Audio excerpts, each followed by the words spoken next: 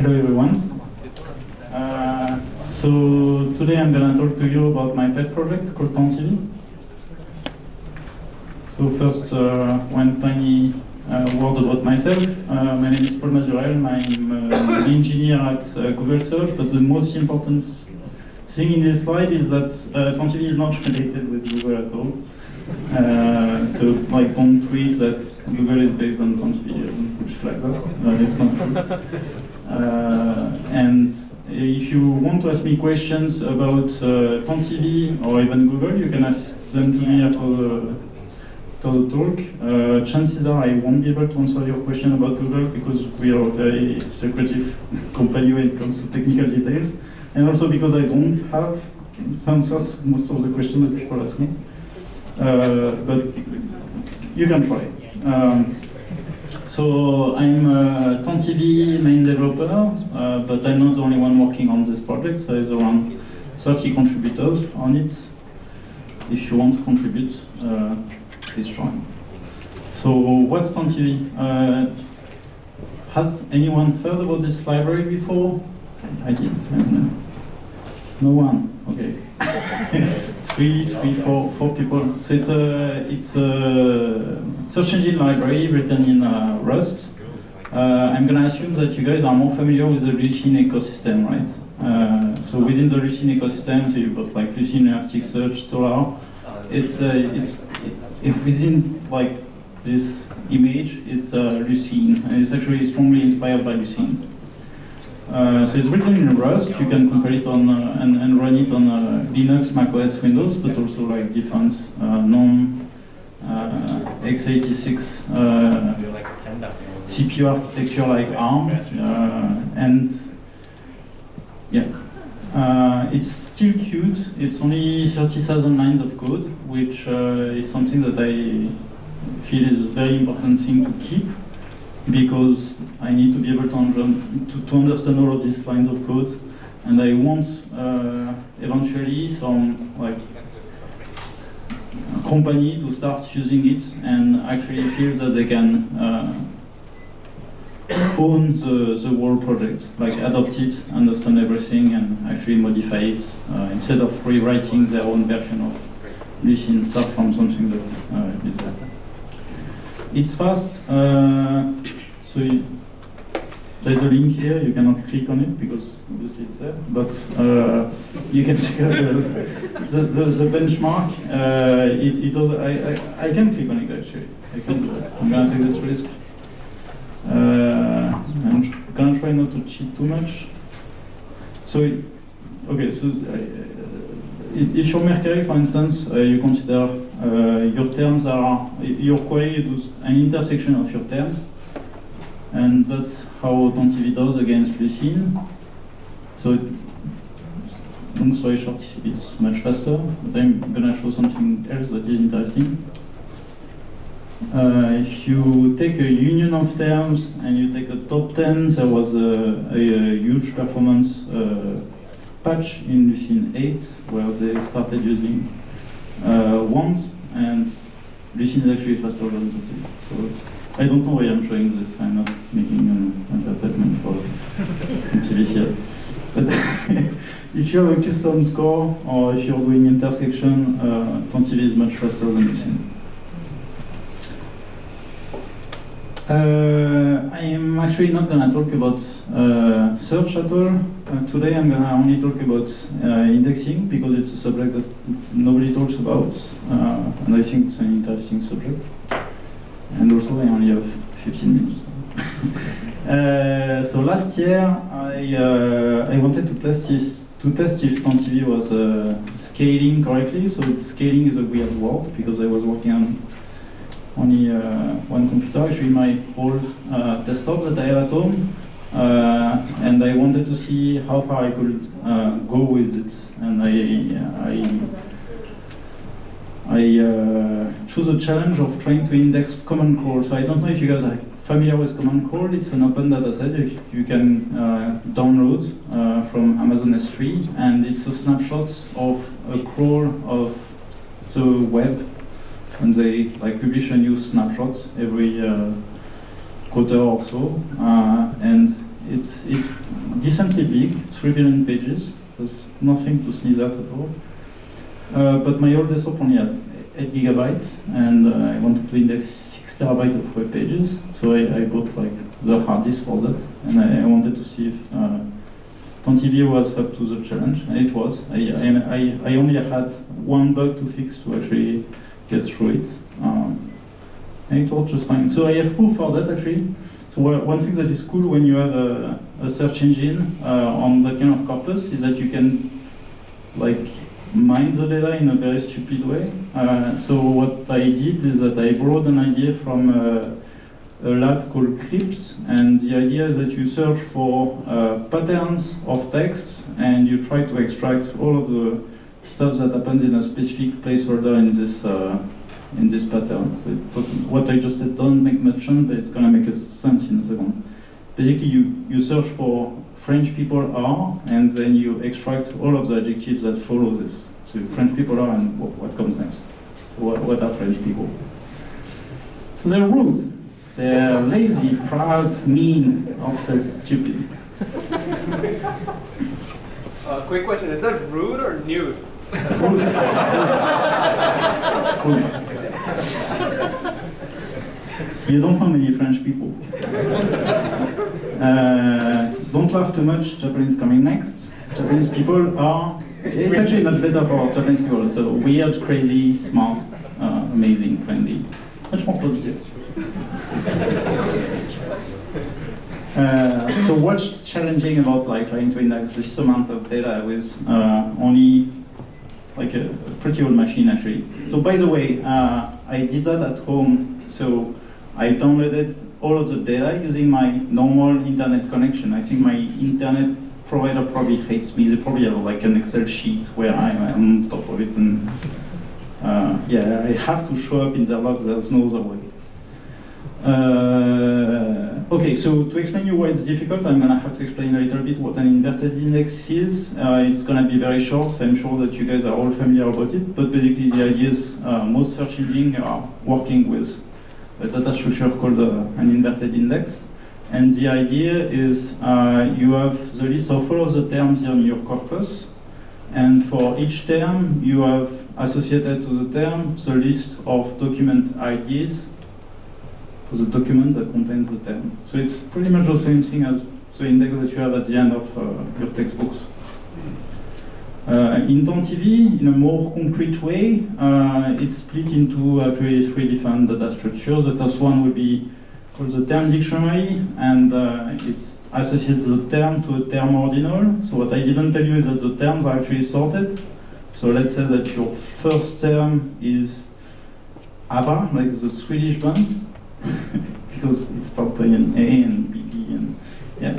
And so it's gonna get term ordinal 0, and maybe the last term will be like Zinedine Zidane or something, and it will get like the last term ordinal. The second data structure will be something that brings you from term ordinal to some term info. So I simplified it here, and I wrote that it will be an address. And then the last one will be an inverted lists file, where you actually use this address to find the list of doc IDs. So you have the different doc IDs downcoded.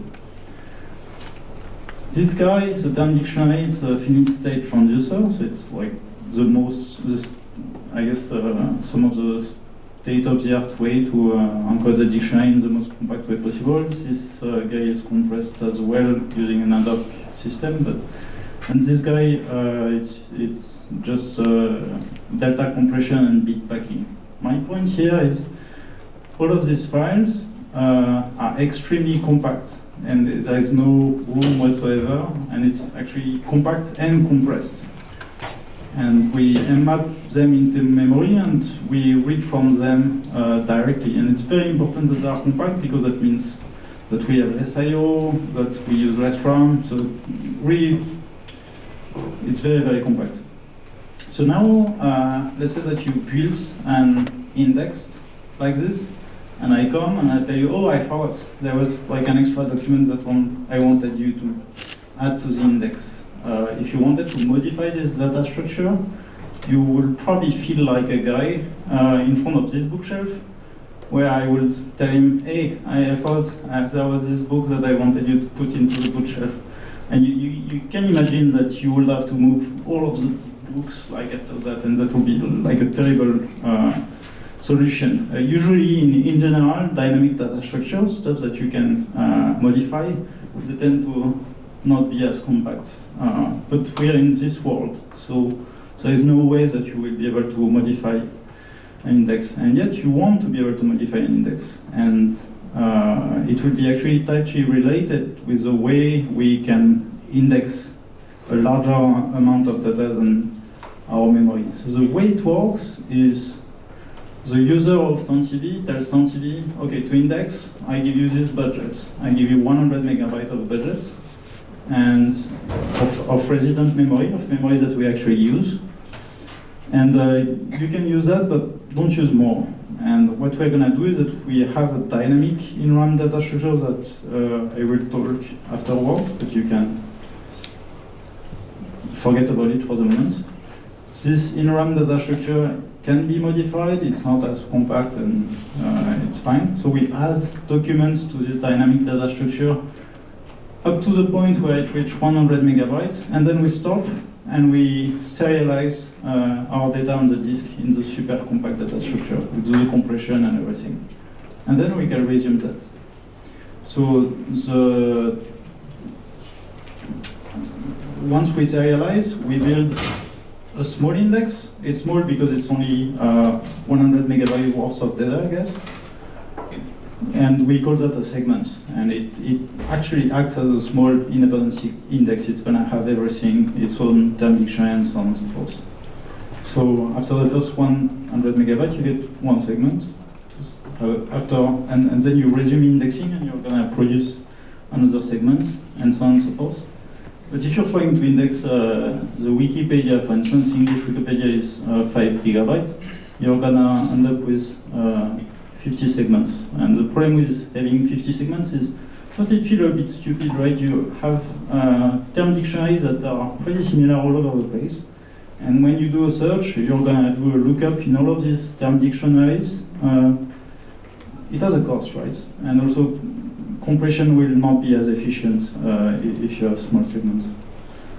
So the trick is, it's difficult to build one big segment without enough memory, but it's possible to merge a set of segments with a bounded amount of memory, whatever the size. They could be like gigantic segments.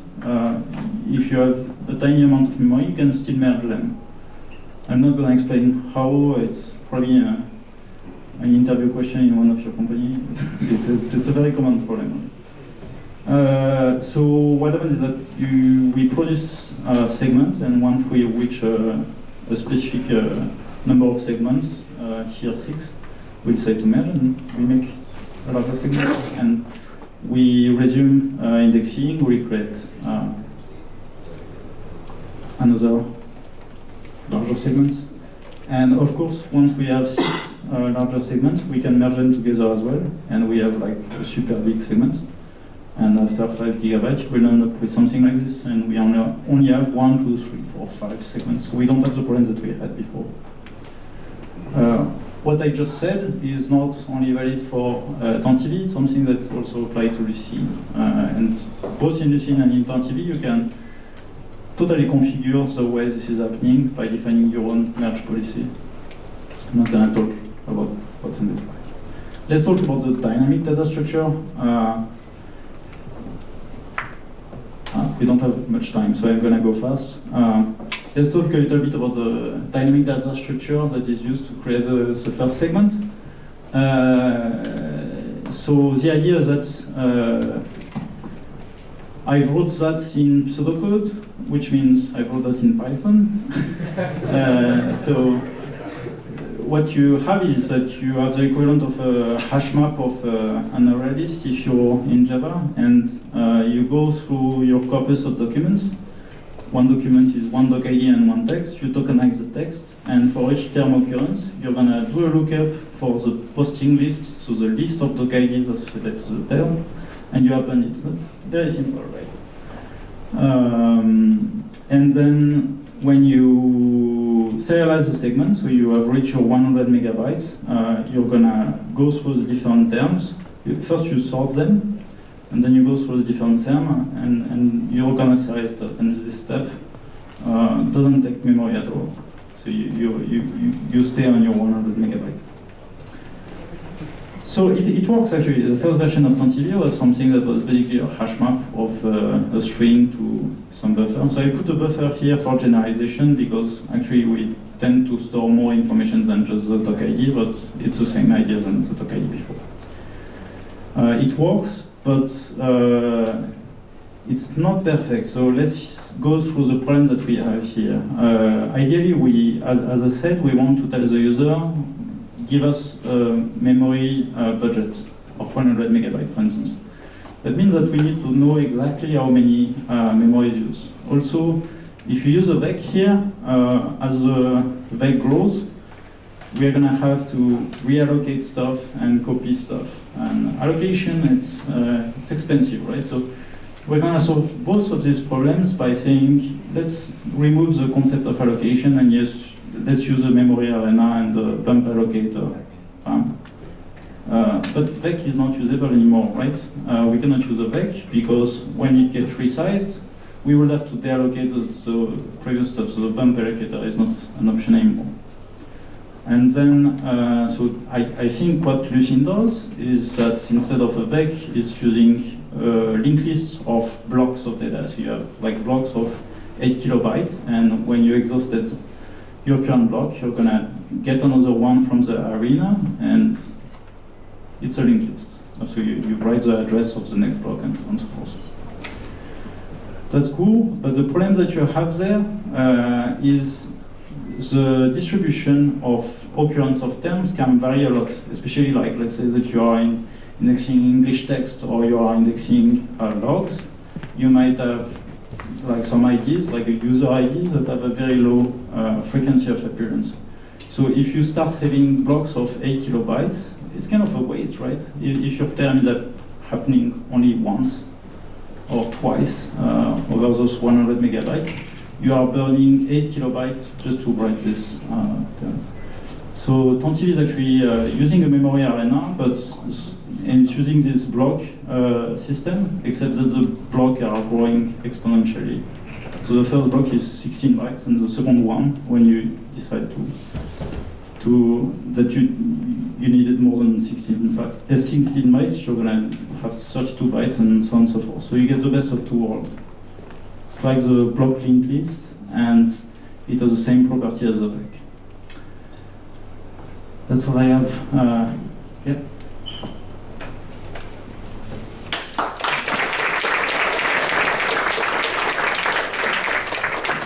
Awesome. We have time for 2 questions. The exponential linked list is an interesting idea that I can see using elsewhere as well. Do you have any references to garbage collection on those and how that can be dealt with? So I don't have any. So I use a memory arena with a bump allocator. Since it's an exponential linked list, I never, like for when I build a segment, I never deallocate stuff. Yeah, so I have absolutely no GC at all. It's not an issue for me. If I were to write that in Java, I will start by creating an array of bytes of size 100 megabytes. And that would be right, yeah. So I'm asking for other applications that might want to. Yes.